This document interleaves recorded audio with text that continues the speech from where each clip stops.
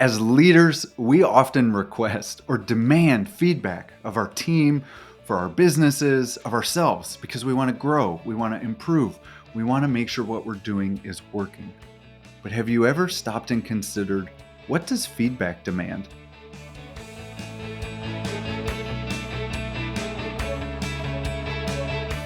Welcome to the Lead Well podcast, the podcast for mission-driven leaders where we dive into what is most important so that you can lead your business and your people well. We are doing a short series that also has short podcasts for the summer, taking a break from guests. And I would love your feedback on if you've enjoyed that. Now, continuing on that thread of feedback, have you ever stopped and considered, what does feedback demand? We get asked to give feedback in so many different arenas. There's NPSs for all of the places that we go. Everyone is sending me something that says, rate us on a scale of 1 to 10. We also are getting employee surveys and culture surveys. There are assessments and employee evaluations, and we do debriefs on projects. All of it is feedback. All of it is essentially, how did that thing go? How are we doing? What can we do better? Which is feedback.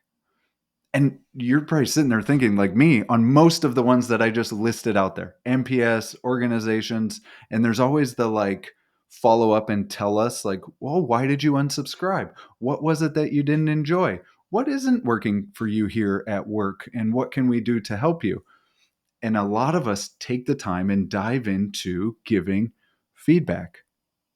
And if you're like me, all of a sudden you get annoyed, you get frustrated.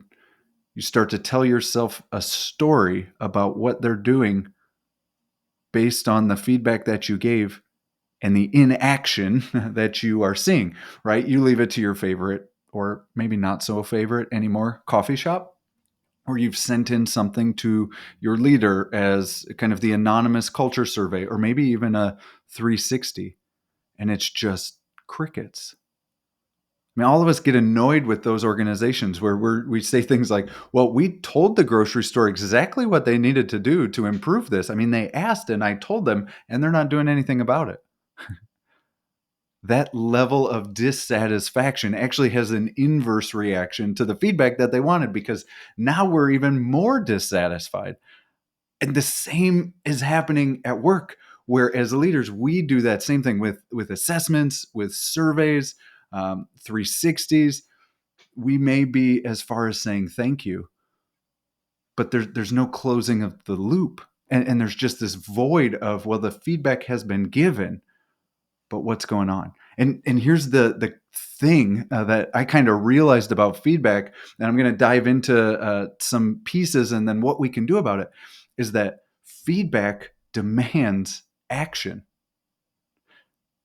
Because if there isn't any action, the purpose of the feedback becomes kind of discorrelated. I don't actually know that that's the right word, but it is counterproductive. If we ask feedback to grow, to get better, to make things more effective, and we don't take action on that feedback, we actually frustrate and dissatisfy and disconnect even further from the individual or the place that gave us the feedback.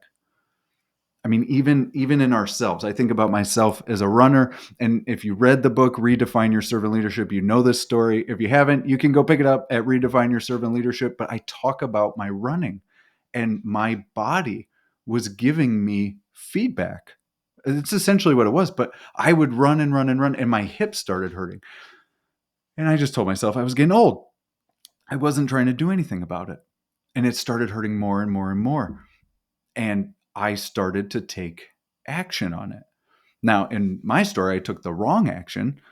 I started trying to stretch, and then I started using ibuprofen, and then I started using more ibuprofen. And at the end of it, I finally realized that I just actually worn out my shoes. And the feedback that my body was giving me through my hip to my knee was saying, hey, dude, you are wearing us out over here. We need new shoes because we're not getting the support that we need. And when I did that, all of those other things, including just thinking I'm getting older, started to unravel because the appropriate action was taken. So what does feedback demand? Feedback demands action, and it goes even better when it is the most appropriate action. So I've been man crushing a little bit on Corey Scherer. He's a friend and a growing friend, but I want to read from you his book a little bit, Closing the Trust Gap. And he talks about feedback. Feedback is huge in breaking down trust or distrust or building trust. And so here's what he said. He actually calls it a sin. He said sin number 5 for kind of approaching trust is this: ignoring feedback. Sin number 5. And here's what he said. Organizations must be committed to actively listening to the results and either taking action on what's being said or clearly communicating to the team that they have been heard, along with the explanation of why certain feedback is being prioritized. Otherwise, this is the big otherwise, because feedback demands action. Here's the otherwise. Otherwise, a lack of active listening or even the perception of a lack of active listening will result in an abundance of active speculation and distrust. And isn't that what happens for all of the surveys, all of the NPS? Every time a business asks us or a leader asks us for feedback, and it's just quiet. There is active speculation. Our brain starts building out these crazy stories. Even in my running story, I was trying to deduce something. I just figured out the wrong thing because I was taking the easiest path, not the best path. But I was trying to build out what might be going on. I'm just getting old. My leader didn't respond to that feedback, so now they're just angry with me. Oh, that business doesn't care about me. Instead of actively listening and giving a response, even if it is something that's really important. And here's the priorities that we're focusing on. So if feedback demands action, what can we do to lead well? Well, Corey gives us that answer too, as he talks about developing trust. And he said one of the things that they need to prioritize is regular employee feedback that we take action on. If we get regular employee feedback that we take action on, we will build a culture that is more trustworthy, not distrusting. So asking folks through those surveys, but then coming back around, doing the second half of the work and taking action on it to clearly communicate, here's what we heard, here's what we are doing, here's what's being prioritized, here's what's not being prioritized.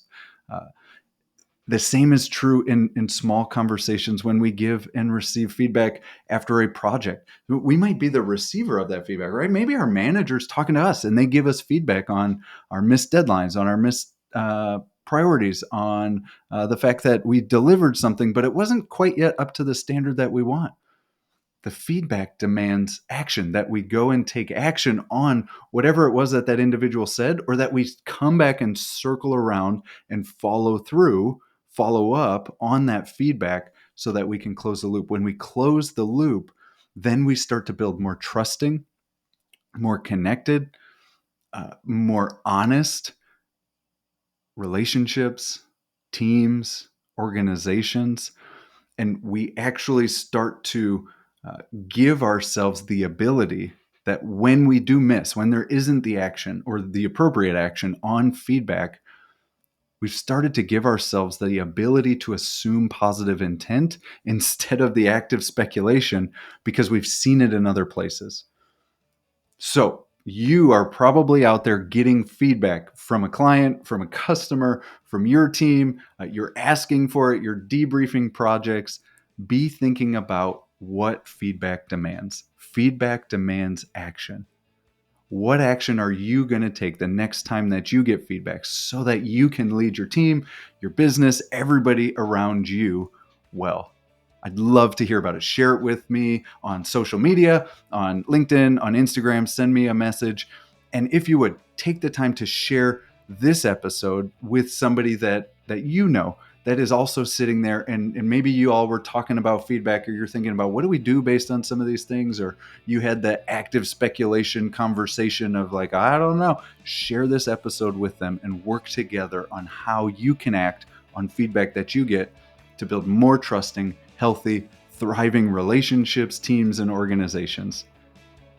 Thanks for being here today. I'd love your feedback on that episode. Positive, negative, go rate it, review it, wherever it is. Shoot me a note. I would love to hear it. I promise to take action on it. And until next time, my friends, be well, God bless, and lead on.